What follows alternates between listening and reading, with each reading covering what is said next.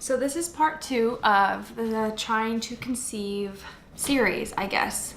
In this part of the video, I'm gonna go into like what we are doing and what we are like taking and that kind of stuff like currently.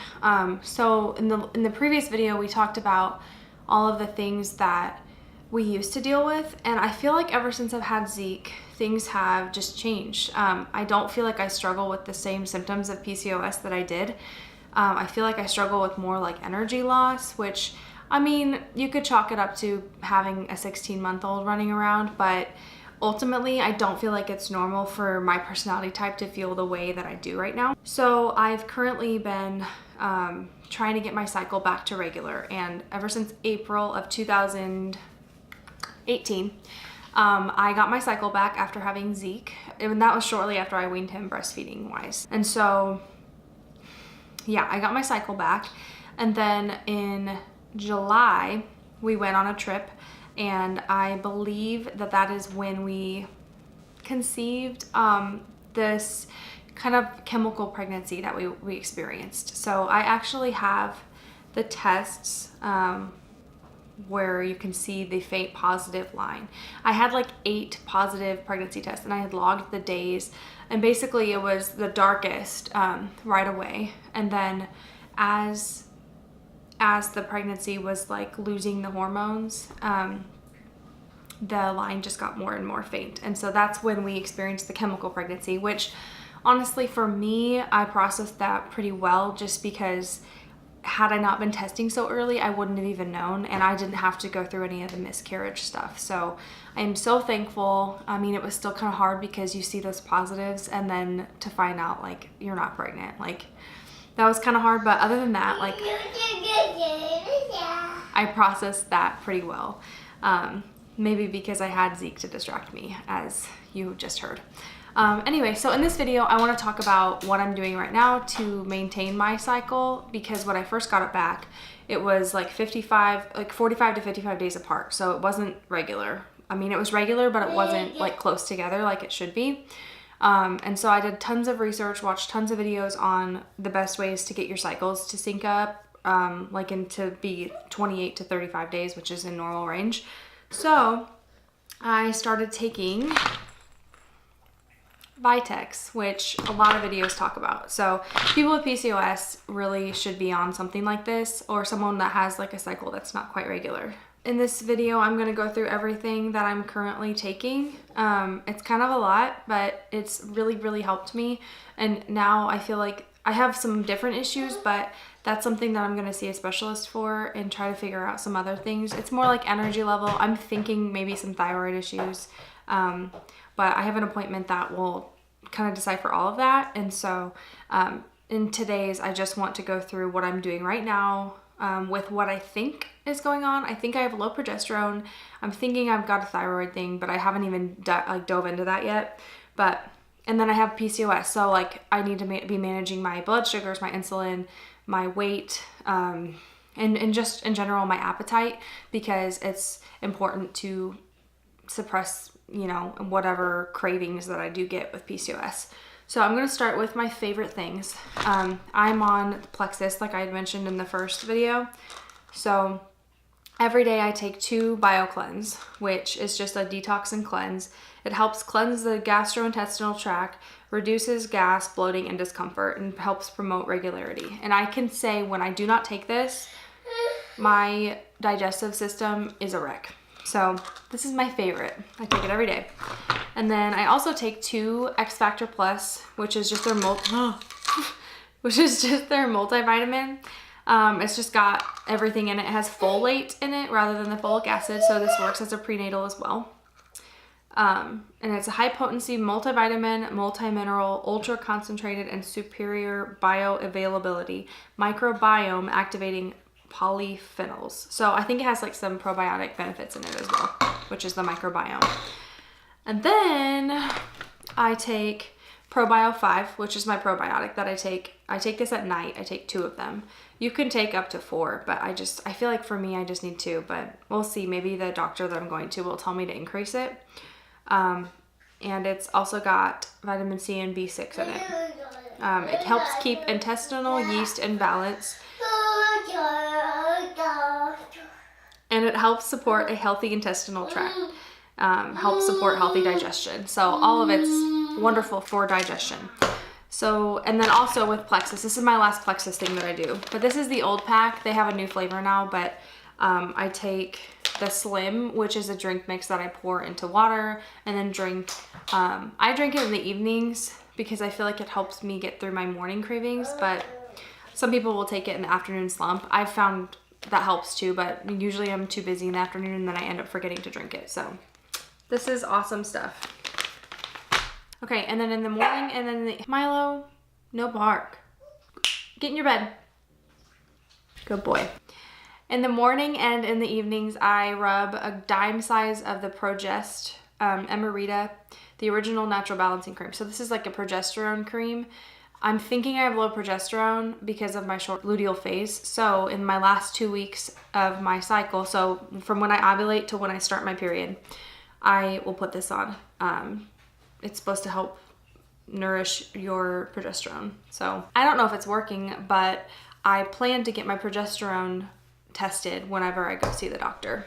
The next thing that I take, obviously I mentioned it earlier, is the Vitex. I take 2 of these every morning. I've read that it's good to take endocrine supporting, like hormonal supporting stuff in the mornings because that's when your pituitary gland is its most active. And then I take a B complex 50, high potency B complex, easy to swallow. It's got B1, B2, B3, B6, folate, B12, biotin, pantothenic acid, and choline. Also has a little bit of inositol, which apparently is really good for people with PCOS too. I've actually considered starting a supplement with that. I take vitamin E. I take zinc. I take 1 of these every day. Sometimes I'll do the zinc, the actual liquid form, but it tastes so bad. I know it's absorbed better, but I can't get past the taste, and I don't know what to put it in. I mean, other than maybe like a smoothie, but I still taste that like the metallic taste in it. So I'm not a huge fan of this, but I will take the pill. And then for inflammation, I take cinnamon and like metabolic stuff, cinnamon and turmeric. And I think that covers it all. It's like it's a big tote, just like full of stuff. But the way that I stay organized is I just put it all in like a pill organizer and then I just take it every day. I still need to take them today. Oops. But ultimately it takes me like 3 minutes to get all of them down. And I take some in the evening, some in the morning, so that helps too. But it's not fun, but I know that it's good for me and I know that it's gonna help long term. So we'll see what all that's doing when I get all my stuff tested. I'm excited to see what my levels are, especially like B12 and that kind of stuff. Yeah. So I think, that's all I'm taking. So let me think. Something I also want to mention is the way that I have been eating. And I'm not perfect. Really, I'm eating garlic bread right now. I'm not perfect. But the low GI diet, or some people call it the diabetic diet, cutting carbs, lowering sugars. I have noticed when I am able to lose some weight, which that's really the only way I can lose weight is through monitoring my carbs. I did keto last year for a while, and that's what I was doing when I got my cycle back. So I've heard lots of different things, and I'm not a doctor, and I really don't know what I'm talking about when it comes to having done the studies myself, but I've read a lot of reputable articles, and I always check my sources.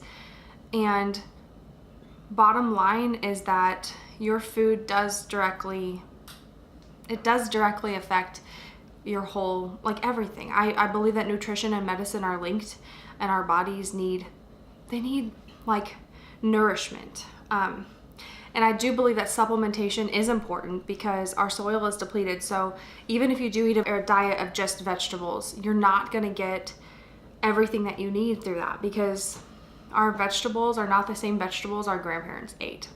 And do your own research and try different things. Like that's what I've done. I've tried like plant-based, and that was great, but I ate way too many carbs on that. So I wasn't losing any weight on it, but I felt amazing on it. I tried keto. My stomach ended up hurting a lot because of all the fats, but I've landed on low GI, which is basically monitoring your carbs. And if you do eat them, make sure that they're beneficial, like sprouted grains and that kind of stuff. Like I eat Ezekiel bread, occasionally garlic bread. I'm just kidding. It was Valentine's Day yesterday, so that's the only reason why I'm eating that. We had it left over. But ultimately, like, just watch the carbs, lower the sugars, and just take one thing out at a time. You don't need to like completely overhaul your diet. Just really work on, okay, I'm gonna cut soda this month.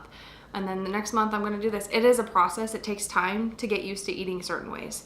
But I don't believe that supplementation can cure everything. I believe that a combination of diet, exercising, which that's something I still haven't added in yet, by the way. Diet, exercise, and supplementation. I believe that all of those work together to heal our systems. So take it or leave it, do your own research, but that's my experience. I've got my appointment coming up, so I plan to do a vlog that just kind of takes you through that day. We're trying to conceive number 2, and I feel like I'm in a better place than I was because I am having cycles, which is way better than not having any cycles, but I still feel like not so hot. So I'm excited to go to the doctor and see what's going on. Are you eating leftover Valentine's food with mommy? Is that Alfredo? And green beans? Yummy. You say cheese. Cheese. Yeah. Milo? You're not supposed to be under there.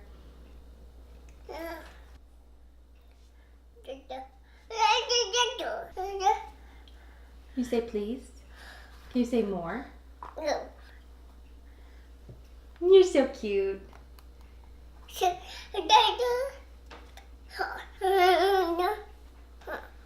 What are you saying? Do you want more blueberries?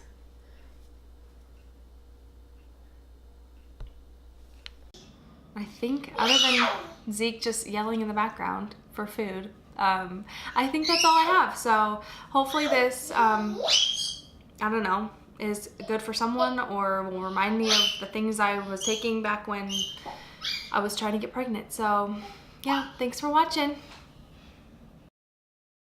Say I love you. I love